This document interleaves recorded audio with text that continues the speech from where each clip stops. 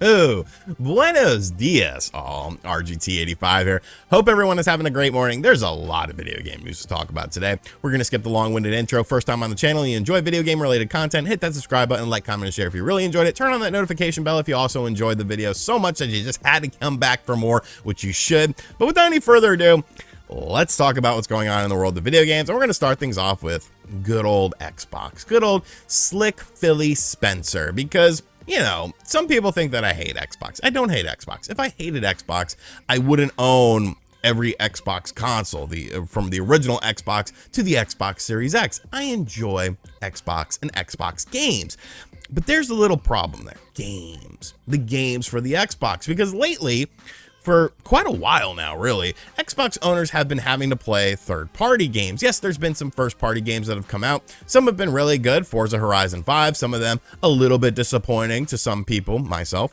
Halo Infinite, you know, sort of lacking content, not quite being ready for the prime time, not quite ready for the main stage. But hey, you know what? I keep telling me that 2022 is going to be the turning point, because now we have two big exclusives confirmed to be coming out in the year of 2022. Starfield is coming out in, I believe it was November. And of course, Redfall was coming out in the summertime. So there you go. You got the big two games there. You know, there's probably going to be a Forza Motorsport 7 as well. Let's go. Xbox is here, and wait just a damn second. Nope. Because now, to the surprise of really should be no one, Redfall and Starfield have been delayed until 2023. A press release went out this morning talking about this, and it's just like, you know, Starfield, you shouldn't have really been surprised, because when you looked at Starfield, you realized, hey, they're not really showing us the game. They're kind of showing us the engine. There's like, oh, here's some assets, you know, take a look at these assets. These assets look really good, but it's like, where's the game? This is supposed to be coming out at the tail end of the year. Redfall, a little bit more surprising. They definitely showed off that game a bit more than Starfield, because I guess there was more stuff to show off, but it doesn't matter. It's neither here nor there, because now both of these games are delayed until 2023. And on the surface level, it's kind of like, okay, you know, it happens, it's video games.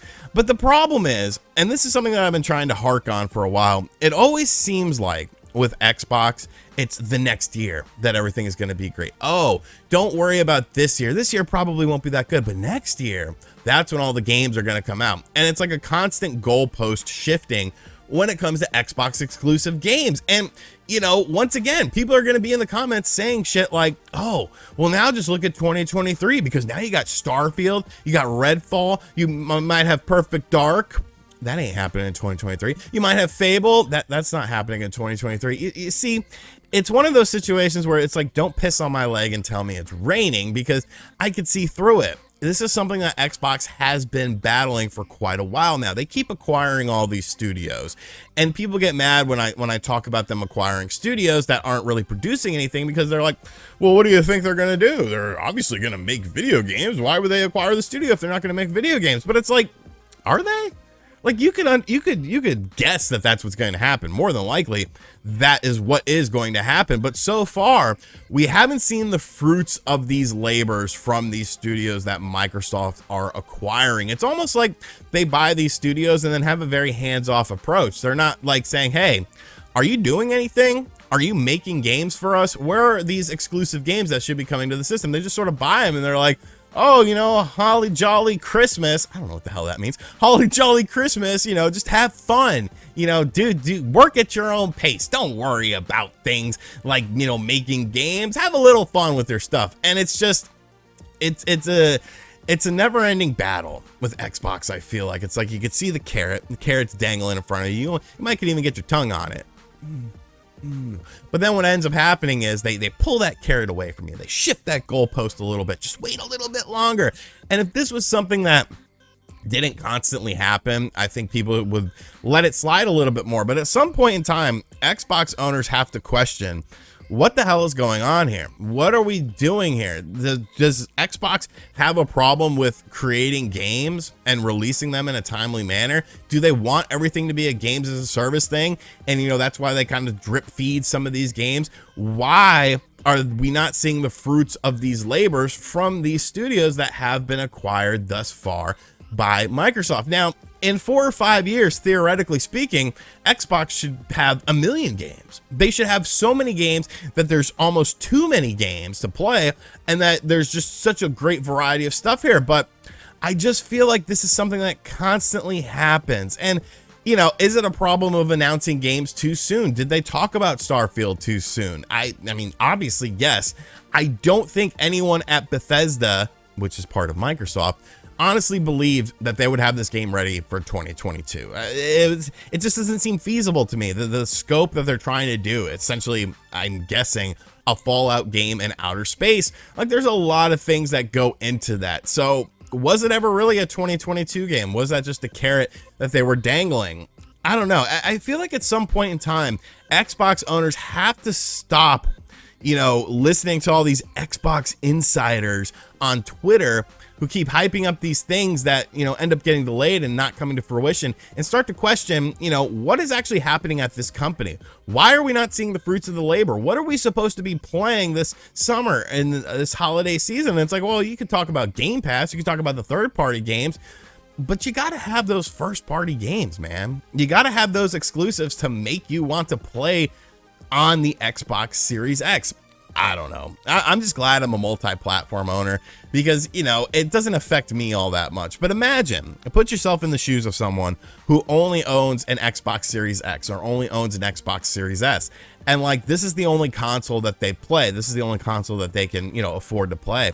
And they're not getting any exclusive games, you know, in a timely manner. And the goalposts keep shifting. At some point in time, you have to imagine that people are going to get tired of this and call it out. But, you know, evidently I'm the bad guy. You know, I'm the bad guy for saying stuff like this, and whatever. If I got to be the bad guy, Razor Ramon, so be it. Like, it's ridiculous to me. I pray that Forza, Motorsport 7 comes out this year, because they need something.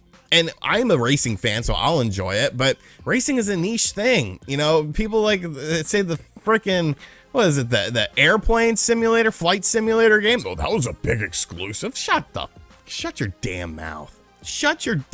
No one is playing Flight Simulator right now on their Xbox Series X, because, yeah, it's fun to mess around with it a little bit, but that's a very, very niche audience. So just expect better. You know, demand better from Xbox. Demand answers when it comes to things like this, because right now, Starfield is off the table for this year. Redfall, off the table for this year. Question what you're going to be playing, and question what is happening at Xbox, where these games consistently get delayed and shown off way too soon. What's the bigger story with this? There has to be some reason that this ends up happening time and time again.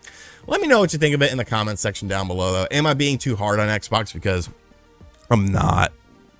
I'm really not. And finally, there's something happening, something brewing over at Nintendo, stewing a little bit. When you look at the Nintendo and the Nintendo Switch, I said the Nintendo, but we're going to leave that in. When you look at the Nintendo Switch, you obviously see a system that has 3 different SKUs on the marketplace. They have the Switch Lite, the standard Switch, and the Switch OLED model. Originally, we just had the standard Switch, then we got the Switch Lite, and then we got the Switch OLED. Looking at the pricing of these 3 systems, they're vastly different. You have the Switch Lite coming in at $199.99 as the budget entry with no way to play on your television. You have the standard Nintendo Switch model that is at the same price point that we saw it release at $299.99, and then you have the Switch OLED model, which of course comes in at $349.99. Now, one thing that's been sort of talked about is, why is the standard Switch still $300? Does that really make sense? Now, obviously from a business perspective, it does, because it's still selling very well. But at some point in time, you have to imagine that if any one of those systems is going to get phased out, it would be that middle Nintendo Switch. The Switch OLED does everything the standard Nintendo Switch does, but better. And of course, the Switch Lite is just your budget price point. Well, right now in the United States, there's something happening.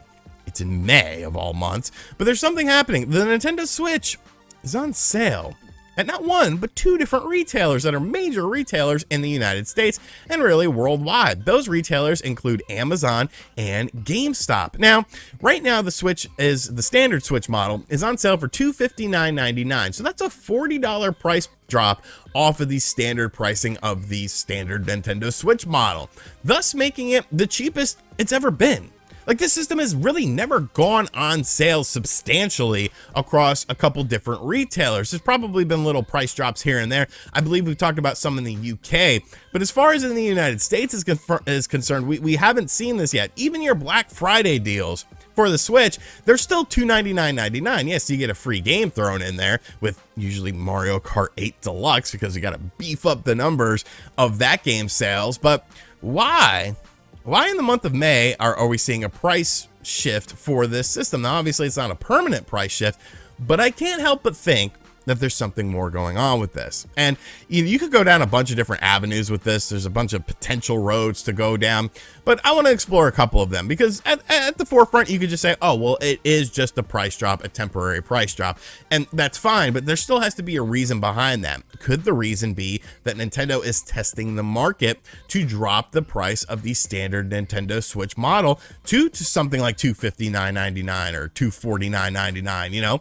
I think that's a possibility because at some point in time, you have to realize, and this kind of veers into the other roads, Nintendo is going to make a better Nintendo Switch, whether it's a full-on successor or whether it's something like an iPhone upgrade where it's just, you know, better internals that make your standard Switch games run better. And then going forward, you have better performance with your new Nintendo Switch games. You know, that really remains to be seen. It depends on how they are treating this, you know, middle of the road life cycle. We're halfway through the life cycle of the system.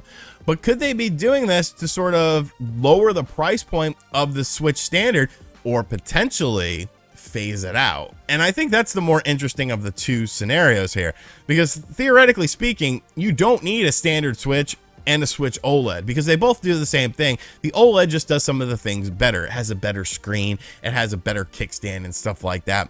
So why wouldn't you want to do something like position yourself with the Switch Lite still at the budget $200 price point, and then you have the OLED model at $300, and then you have a new beefier Switch at $350? You know what I'm saying? Like, I think there's something else going on with this, and I know there's going to be people that are just like, oh, it's just a random sale. This is business. I'm a numbers. I like to look at numbers and, you know, statistics and data and stuff like that. When a system is doing very well, there's no reason to drop the price of it. Obviously, these retailers, if it's just them deciding to do it, they're going to take a loss on selling the system. It's not like you make money on new system sales. So there has to be some sort of incentive to do this. There has to be some sort of reason for them to want to do this. And you can say, oh, well, maybe they're just trying to get people in the door so that they buy games attached to it. But that makes no sense with Amazon because of the fact that Amazon isn't a physical place where you walk into and could potentially pick up used games. Yeah, you can make that case for GameStop, but you can't do it for Amazon. I just feel like there's something else going on with this. And obviously there's been some information that's been trickling out from the financial report that we'll probably talk about in the next couple of days, talking about future iterations of the Switch. But, you know, in the world of business, I don't believe in coincidences. I feel like there's a reason for everything that's happening. Much like with the Xbox stuff, there has to be a reason that Xbox games keep getting delayed. There has to be a reason that the Nintendo Switch is currently on sale for $40 off at two major retailers. But what is the reason? What's the logic behind it? What's the motive behind it? That's what we don't know, and I think that's what makes things very, very exciting. Alrighty, so that's going to do it for today's video. I hope you guys enjoyed it. Be sure to give me your feedback in the comment section down below. I'm not an Xbox hater. I just hate when things are dangled in front of you and then taken away. And this Nintendo Switch situation. What's going on with it? Is it just a random sale in May? And as always, guys, thank you for checking out this video. If you are new to the channel, be sure to hit that subscribe button, like, comment, and share. If you really enjoyed the video, hit that notification bell. If you really enjoyed the video and enjoy video game related content, I'm trying to say that much faster now so that we just kind of get through it, because I know people don't like to hear it. But look, the subs are getting a little stagnant. Let's get some new blood up in here. And as always, I'll catch you guys on the next one. Later.